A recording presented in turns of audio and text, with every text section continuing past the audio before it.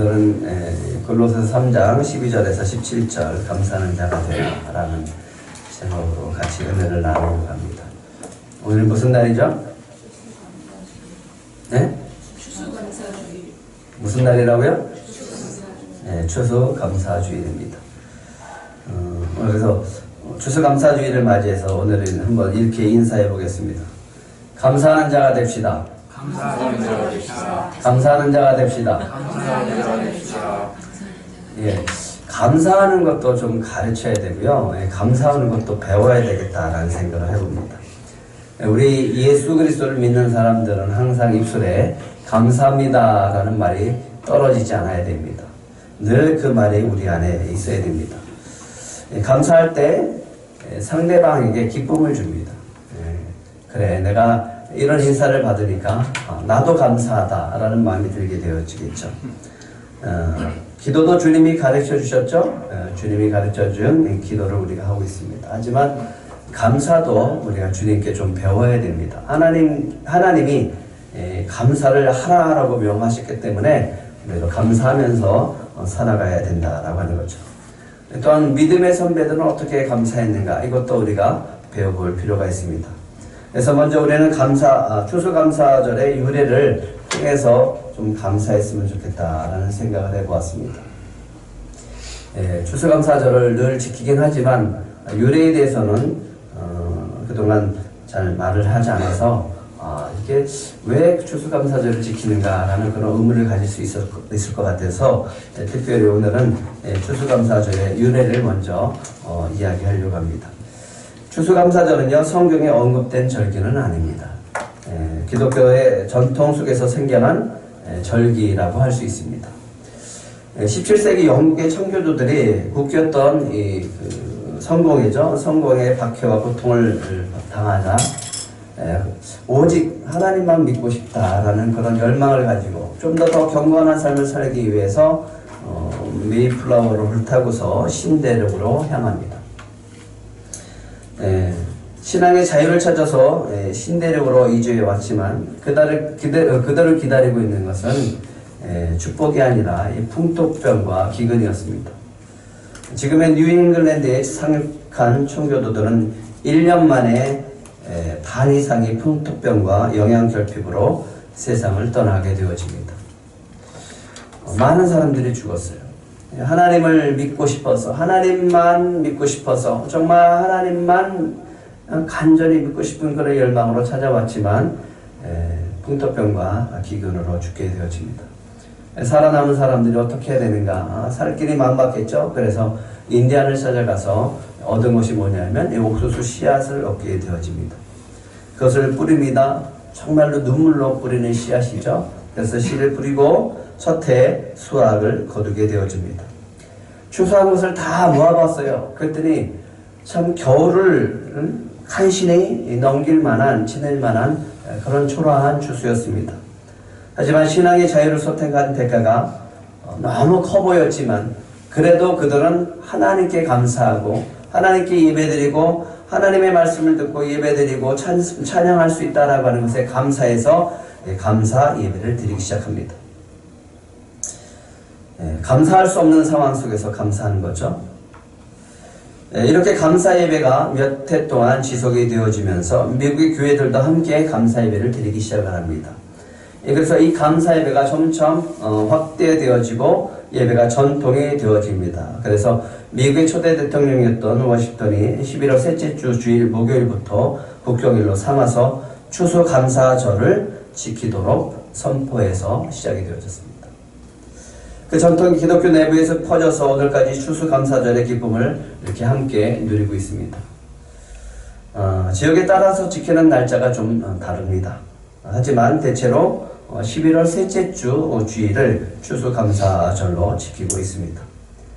그런데 요즘은 점차 우리 교회처럼 첫째 주 주일로 드리는 교회들이 많습니다. 왜냐하면 추수감사절을 이렇게 지키려고 하는데 11월 셋째 주는 이게 추수라기보다는 이 월동 준비를 해야 될 때이기 때문에 그리고 이 김장을 할 준비를 해야 되는 그런 철이기 때문에 좀 추수와 거리가 멀지 않나라는 생각을 해봤습니다. 그래서 첫째 주일을 추수감사주일로 드리는 그런 교회들이 점차 늘어나고 있습니다.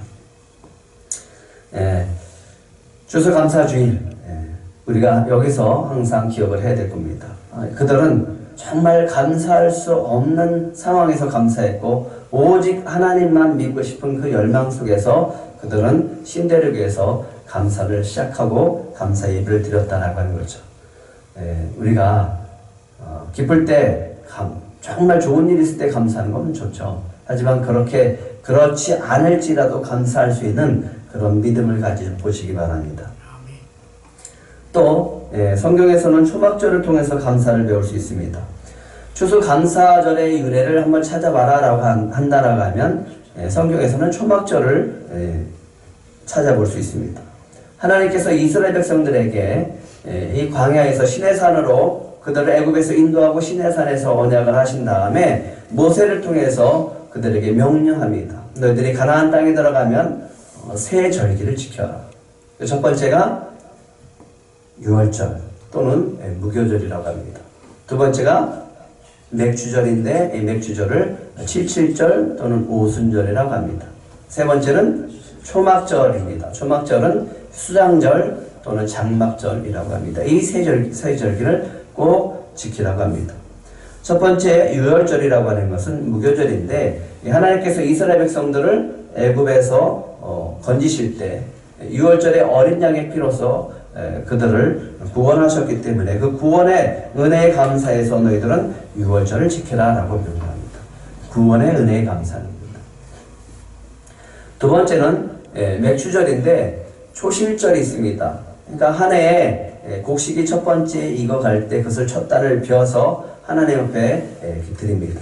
그리고 이렇게 하나님 다른 곡식들도 풍성하게 있게 해주세요 라고 하면서 날짜를 쉬기 시작합니다. 그래서 하루 이틀 해서 77이 49, 49일을 세고 50일째 되는 날 거둔 곡식을 가지고 하나님께 예배를 드리는 감사 예배입니다. 그래서 맥주 감사절로 드립니다.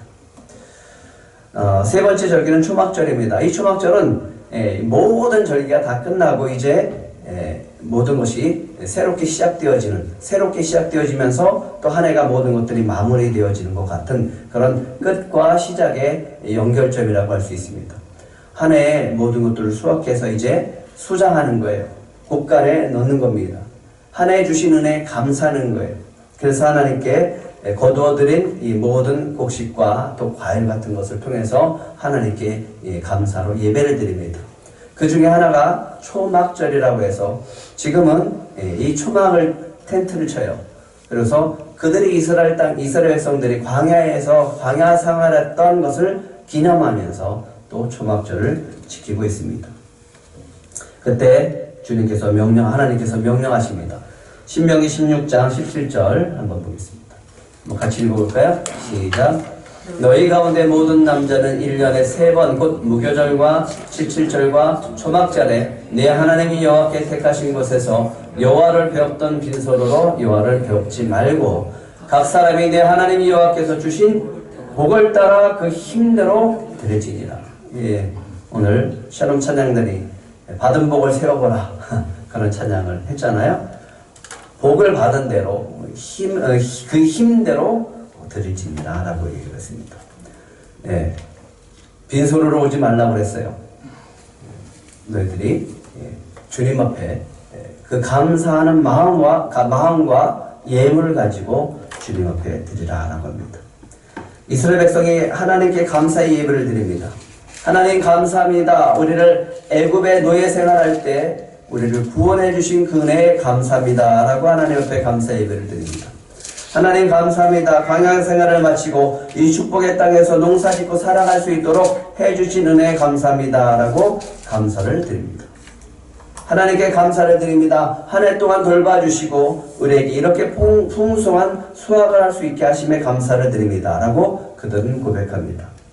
감사의 예물을 주님 앞에 드립니다. 빈소로로 오지 않고 가장 귀하고 또 이렇게 풍성한 은혜를 주셨다라고 하는 은혜 속에서 감사해서 정성껏 구별해서 하나님께 감사의 예물을 드립니다. 그래서 여러분들이 이렇게 귀한 것으로 드렸죠? 네, 얼마나 감사한지 모르겠습니다. 다음 사진 한번 보여주실래요? 네. 초막절이 되면 지금의 정통파 유대인들은요, 율법에 기록된 대로 초막절 기도할 때 사용할 4가지 식물을 철저하게 구별합니다. 준비합니다. 예. 아르바 미님이라고 해서 레위기에 있는 말씀을 그대로 지킵니다. 뭐 하는 걸까요? 예, 흠이 있는 걸 찾아보는 거. 아주 철저하게 찾아보는 거예요. 밑에는 곡식이 나달이 혹시라도 흠이 있는 걸 찾아보는 거예요. 다음 장면 넣어보세요. 예. 하나라도 흠이 있으면 안 돼요. 예, 이걸 가지고 하나님 앞에 나와서 기도합니다. 우리도 이런 마음이 필요해요, 지금. 하나님 앞에 감사드리는데 그냥 설렁설렁 대충대충 하는 게 아니에요. 정말 구별하고 또 구별해서 정말 하나님 앞에 드리고자 하는 그 마음이 우리 안에 있어야 됩니다. 그럴 때 주님이 기뻐합니다. 예, 청교도들이 인디언들로부터 얻은 옥수수 씨앗 먹으면 그냥 그만이죠. 먹어치워도 배부리지 않는 그 씨앗을 참으면서 또 땅에 씨앗을 뿌립니다. 예, 그것을 수확을 해서 감사로 하나님 앞에 예배를 드리는 거예요. 이 정신이 오늘 우리에게 있어야 됩니다. 감사에도 정신이 필요합니다. 하나님께서 이스라엘 백성에게 명하셨던 초막절 절기에도 감사를 배워야 됩니다. 구별하고 어떻게 하면 더 좋은 것으로 어떻게 하면 더 감사로 하나님께 영광을 올려드릴까 하라고 하는 그 마음을 우리도 배워나가야 될 줄 믿습니다. 그럴 때 하나님이 더 큰 은혜와 축복을 주십니다. 그럴 때 주님이 기뻐하시는 거예요. 5월 5일 날에 우리는 우리 자녀들에게 카네이션과 감사 편지를 받습니다. 뭐라고 써도 기쁘죠? 뭐라고 해도 기쁩니다. 왜? 자녀들이 주는 거니까. 그걸 생각해 보세요. 우리가 감사하는 마음을 가지고 하나님 앞에 감사의 편지를 드린다면 얼마나 기쁠까? 그래서 저는 오늘 여러분들한테 좀 건의를 하고 싶습니다. 오늘 가셔서 하나님께 감사의 편지를 한번 써보시기 바랍니다.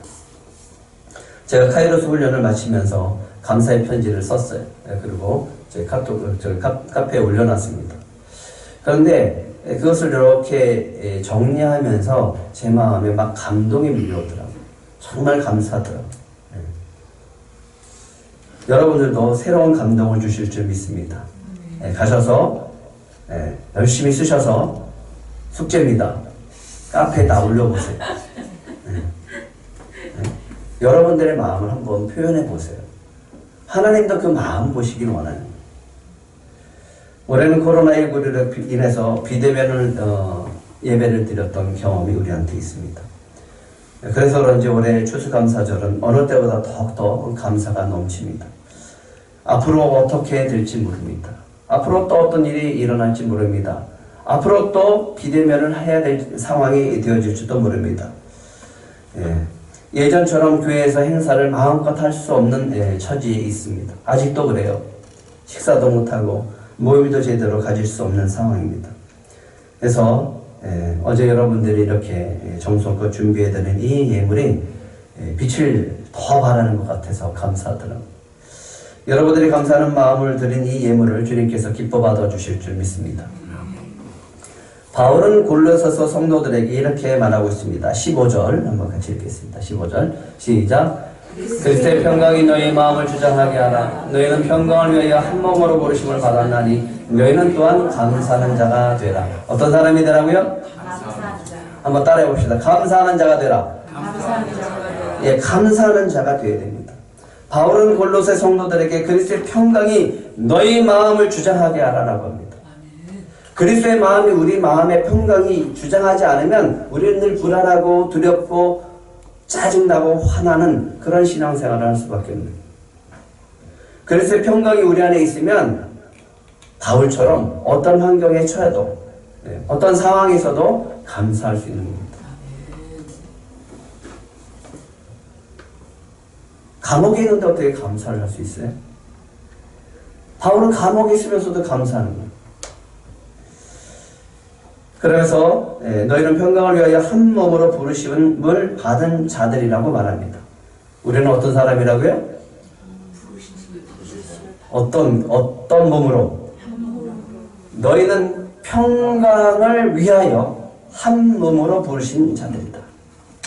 교회 안에 공동체 안에 평강을 위해서 한 몸으로 부르신 존재들이다 라고 얘기하고 있습니다. 무엇을 위해서요? 평강을 위해서.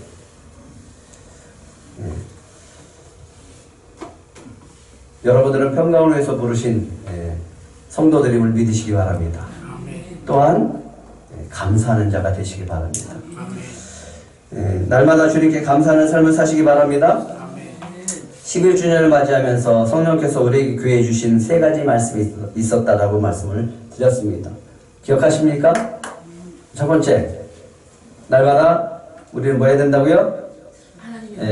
성령께서 우리에게 하시는 말씀을 들어야 된다라고 말씀을 드렸습니다. 그래야 이 세상을, 이 불안하고 두렵고 어지러운 세상 속에 주님의 인도함을 받고 평강 가운데 살 수 있기 때문에 그렇습니다. 두 번째는요, 주님과 날마다 관계를 점검하라고 했습니다. 날마다 하나님과의 우리의 관계가 점검되어지지 않으면 하나님이 내려주신 축복과 은혜가 막혀버려요. 응답이 막혀버려요. 그래서 누리지 못합니다. 평강을 누릴 수가 없습니다. 막히지 않도록 날마다 점검하시기 바랍니다.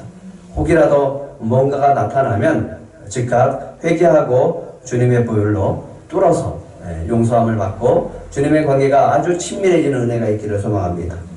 마지막으로는 거룩한 습관을 가지라고 했습니다. 환경에 휘둘리지 않아야 돼요. 감정에 휘둘리지 않아야 돼요. 우리를 다스리는 그것이 우리를 다스리고 우리를 힘들게 하는 것이 아니라 우리를 주도해가는 게 아니라 오직 성령께서 우리 거룩한 습관을 따라서 그 습관이 말씀이 나를 인도할 수 있어야 된다라고 하는 겁니다. 그럴 때 평강이 우리 안에 있고요. 그럴 때 감사할 수 있는 거예요.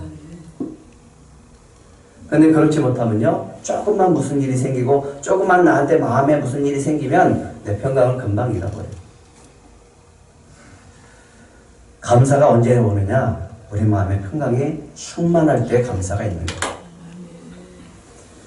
얼마 전 가수 나훈아 씨가 부른 테스 형이 화제가 됐었어요. 아시나요? 난 무슨 테스 형을 해서 뭔가 그랬어요. 가사 중에 이런 질문을 던집니다. 어쩌다가 한바탕 턱 빠지게 웃는다. 그리고는 아픔을 그 웃음에 묻는다. 그저 와준 오늘이 고맙기는 하여도 죽어도 오고 마는 또 내일이 두렵다. 아, 테스 형, 세상이 왜 이래? 왜 이렇게 힘들어? 아, 테스 형, 소크라테스 형, 사랑은 또 왜 이래?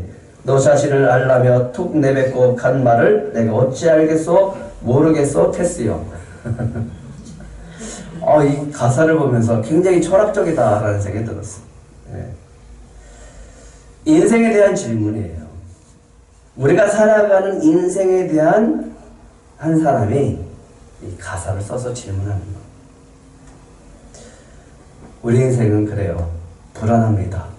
두려움 투성이죠. 걱정과 염려가 많고요. 평강이 있는 날보다 없는 날이 더 많습니다. 이 가사 속에 이렇게 얘기합니다. 아픔을 그 웃음에게 묻는다. 이 표현이 참 멋있더라고요.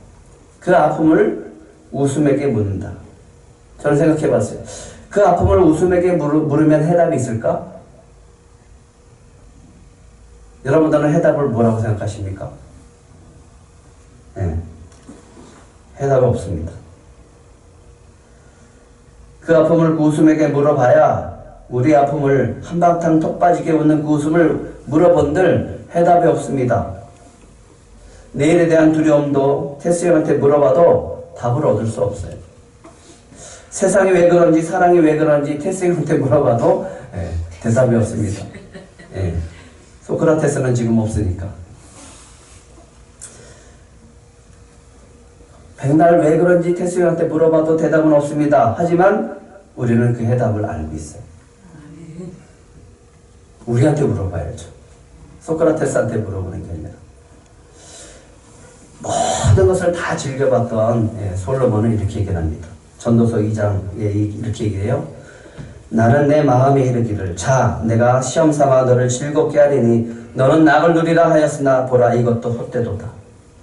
내가 웃음에 관하여 말하여 이르기를 그것은 미친 것이라 하였고 신학에 대하여 이르기를 이것이 무슨 소용이 있는가 하였노라.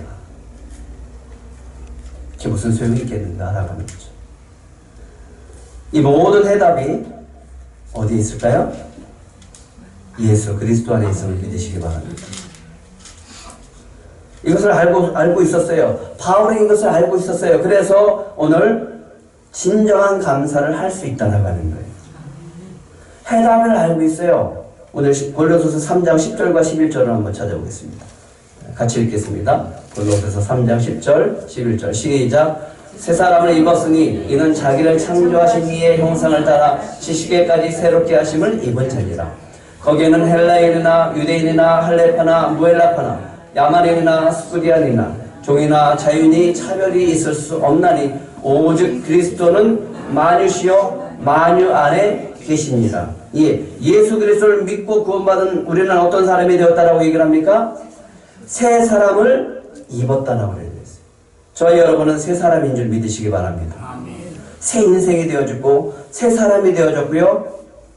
우리는 예수 그리스도를 믿는 믿음 안에서 새로운 인생을 살게 되어졌다라고 하는 겁니다. 옛사람을 벗어버렸습니다. 여러분은 새 사람을 입은 줄 믿으시기 바랍니다.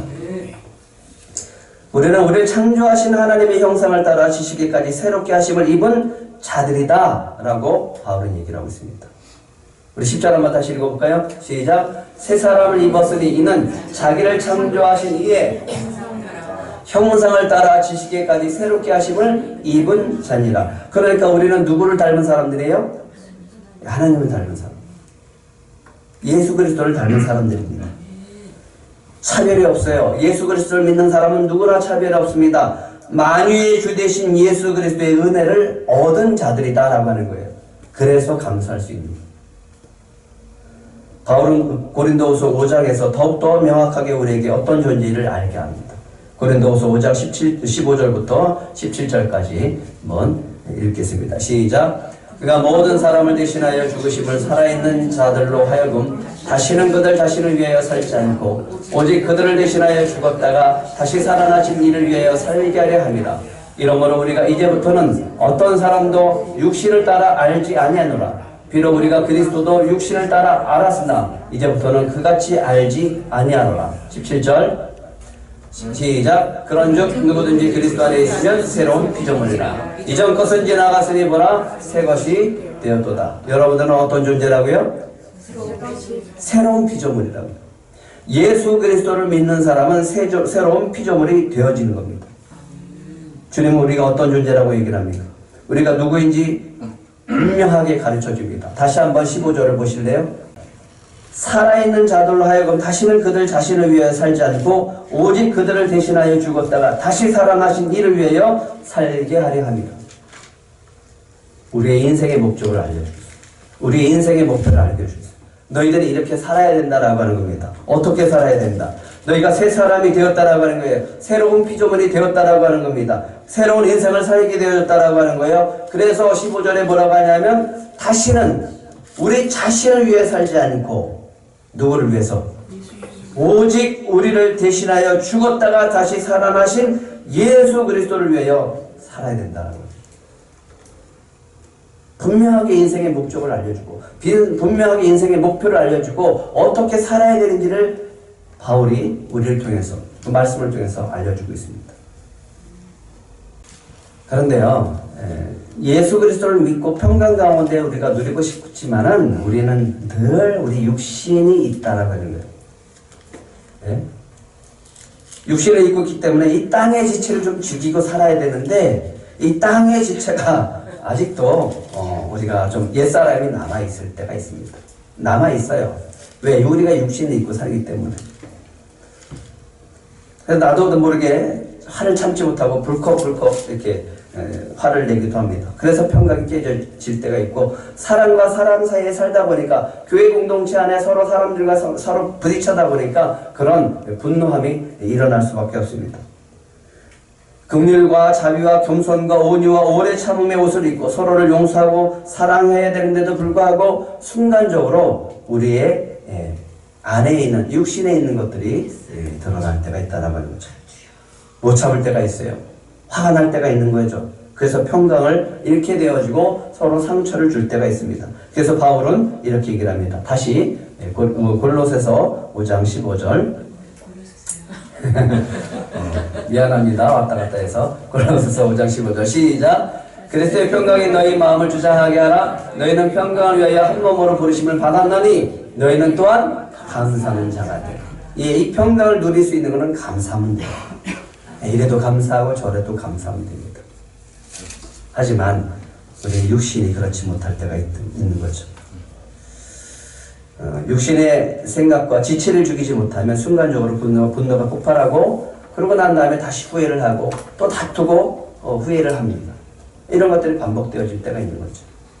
사람의 관계 속에서 우리가 평강을 잃고 감사를 잃을 때도 있습니다.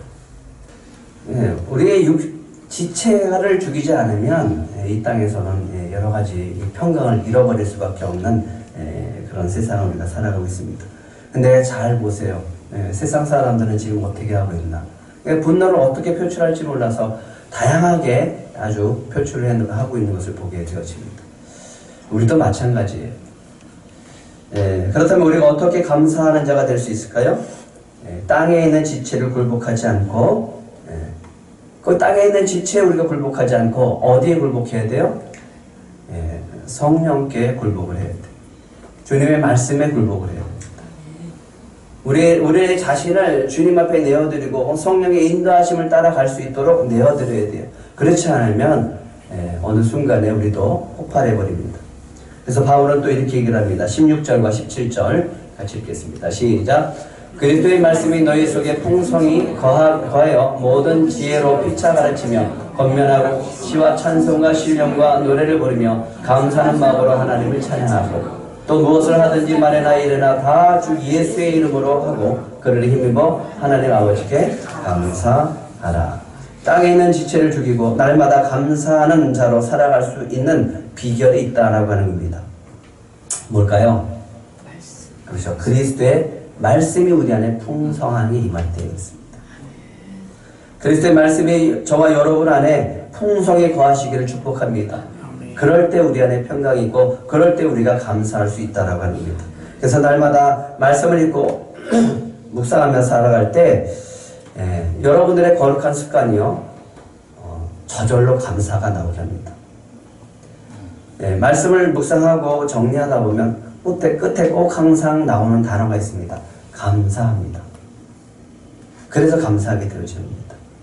그리고 그 말씀 안에서 우리가 점검되어져서 주님의 관계를 점검하고 또 감사로 평강으로 나아갈 수 있게 되어지는 겁니다. 말씀이 우리 안에 풍성히 거하면 모든 지혜로 피차 가르치며 권면할 수 있게 되어집니다. 그리고 또 한 가지가 있습니다. 뭐가 있어야 되냐면 시와 찬송과 신령한 노래를 부르면서 감사하는 마음으로 하나님을 찬양할 수 있다라고 합니다. 우리 마음에 항상 있어야 될 것, 말씀이 있어야 돼요. 또 한 가지는 찬양이 있어야 됩니다. 말씀을 가지고 찬양하시고, 오늘 우리 샬롬 찬양단이 찬양만 한 것처럼 우리 입술에 시와 찬송과 노래가 항상 있어서 감사함으로 살아가기를 축복합니다. 말 한마디가 이렇게 큰 싸움을 번지게 합니다.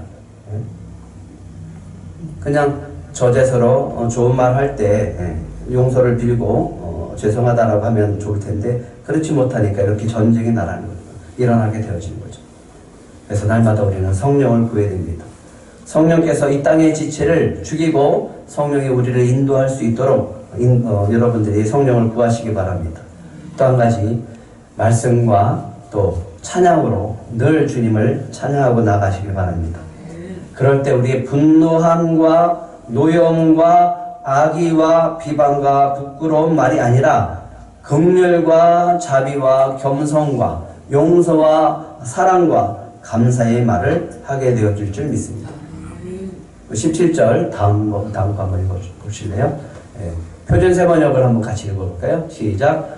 그리고 말을 하든지 일을 하든지 무엇을 하든지 모든 것을 주 예수의 이름으로 하고 그분에게서 힘을 얻어서 하나님 아버지께 감사를 드리십시오.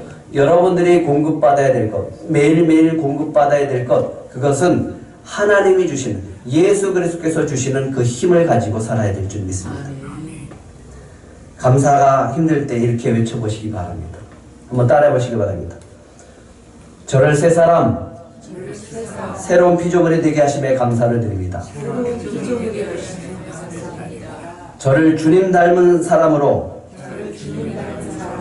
주님 자녀 삼아 주셔서 감사합니다. 저를 예수의 이름으로 다시 일어서게 하심에 감사를 드립니다. 이 어떤 상황 속에서도 이렇게 감사하는 저와 여러분이 되시기를 축복합니다. 기도하겠습니다.